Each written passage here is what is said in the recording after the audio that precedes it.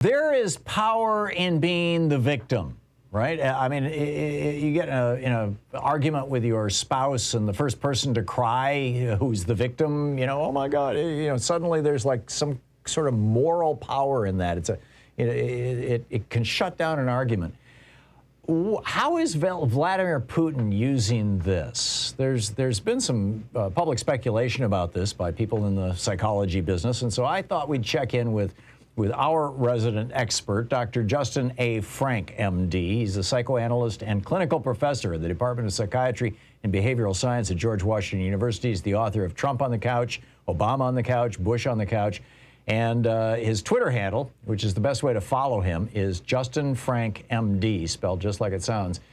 Dr. Frank, welcome back. I'm asking you here to put Putin on the couch. What are your thoughts on what's going on inside this guy's head right now and what it means for the future of the world? Well, the people I put on the couch in my books are, by the way, hi, Tom. The people the people I put on the couch in my books, I studied for at least, a year or two intensively, and I don't have that kind of expertise on Putin, so I can put his type on the couch and the authoritarian type. And you framed this discussion initially with the idea of being a victim. Some people find ways that we actually have seen a lot of this in this country.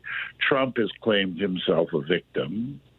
The NRA is constantly a victim of government, and they talk about themselves, and that gives them the sense of power that they can do whatever they want. Because one thing about being a victim is that it enables you to not have a conscience. Being a victim allows you to justify violence and justify whatever you're doing without worrying about anybody else's feelings about it. Wow. So you can do what you want and then justify it. It gives you like a moral authority that you wouldn't otherwise have. Well, yes, it gives you a moral authority, but it's a moral authority. It's more than a moral, it gives you a moral right that goes beyond a moral authority. I mean, you can really do what you want. And I think that that's a very important thing, because victims are the ultimate victimizers. I've worked with a couple of patients over the years who are victims, see themselves as victims, and they just are constantly making me feel terrible as they victimize me.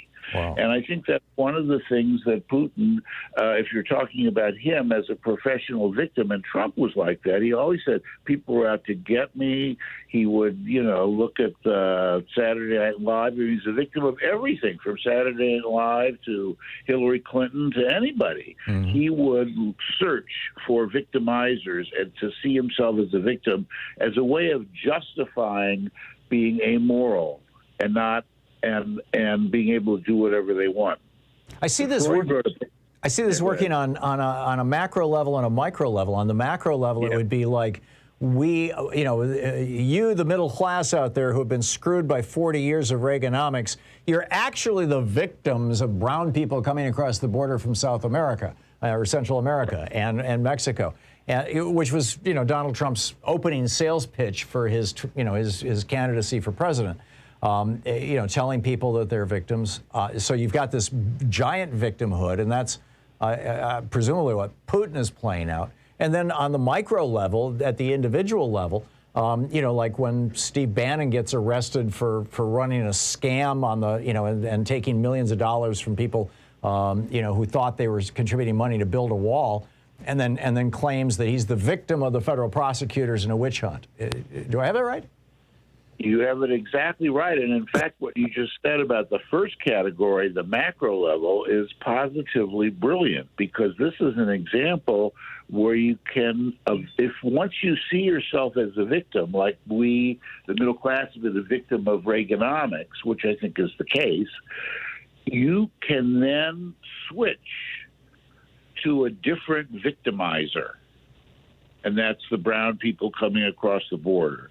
In other words, you can see what a real good victim can do is they can find somebody else to be paranoid about and somebody else to be suspicious about, and that becomes your new victimizer, and that's the enemy. So after 9/11, I don't think anybody would argue that the United States wasn't a victim, a real victim of Osama bin Laden and his merry band.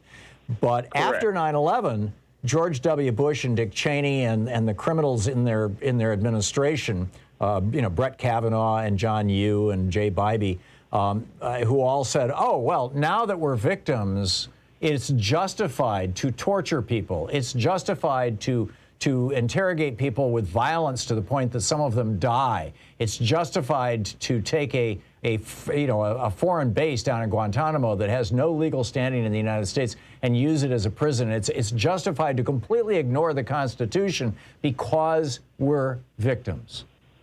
Yes.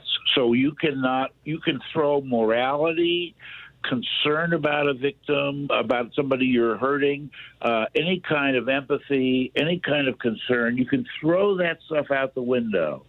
But what I was also getting at is what George Bush did, what you were saying earlier. You can switch who's the victimizer. So he switched from Osama bin Laden to Saddam Hussein. Right. And then to justify going into Iraq, which was completely lying and wrong, and all this stuff about WMDs and Colin Powell and all this stuff that was going on.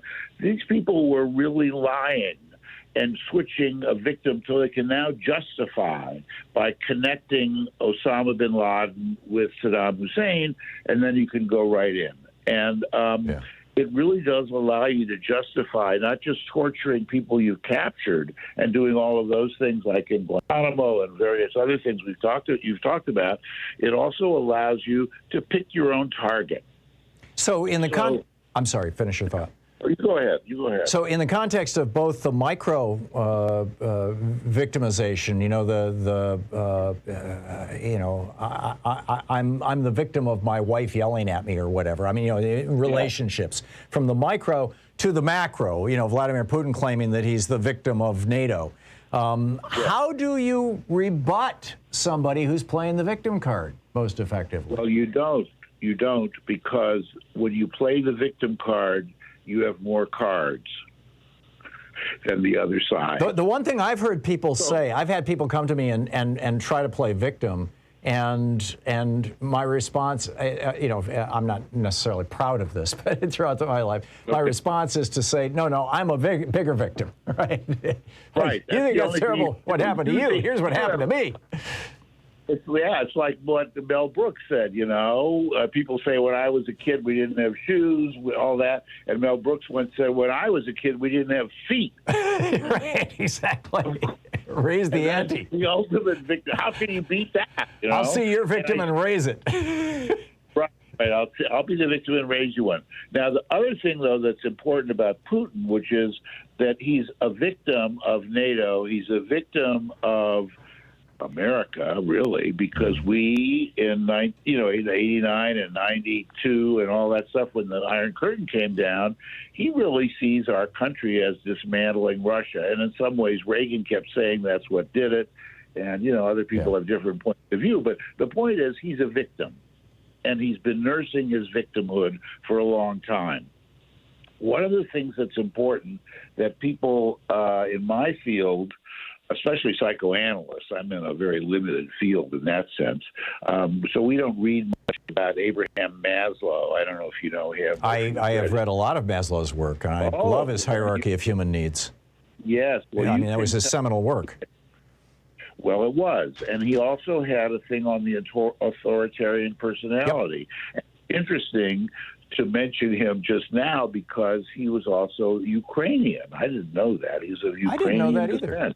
Huh. Yeah, so his family were Jewish Ukrainian immigrants. Wow. So that makes it much more interesting. But what he said that's so interesting about what we're talking about is about a worldview that authoritarians have.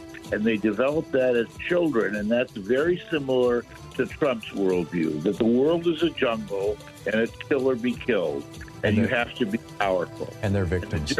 between Trump and Putin as victims is that Putin has a greater good